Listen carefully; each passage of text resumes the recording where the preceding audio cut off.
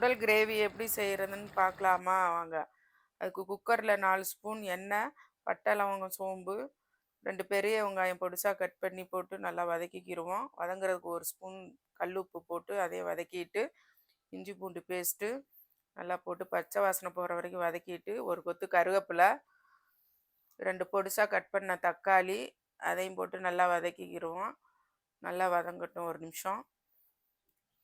1/4 teaspoon மஞ்சத்தூள், 1 teaspoon சோம்பு, 1 teaspoon ஜீரகம், 1 டீஸ்பூன் கரம் மசாலா, 2 ஸ்பூன் மிளகாத்தூள், குழம்பு மிளகாத்தூள் எல்லாத்தையும் போட்டு நல்லா பச்சை வாசனை போகிற வரைக்கும் நல்லா வதக்கி விட்டுட்டு, கொஞ்சம் கொத்தமல்லி அதையும் போட்டு நல்லா வதக்கி விட்டுக்கிடுவோம்.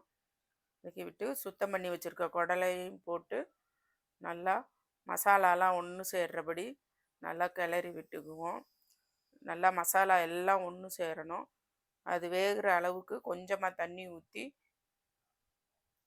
குக்கரை மூடி போட்டு 6லேருந்து 7 விசில் விட்டு எடுத்துக்கிட்டோம்னா சூப்பரான குடல் கிரேவி நம்மளுக்கு ரெடி ஆயிடுச்சு.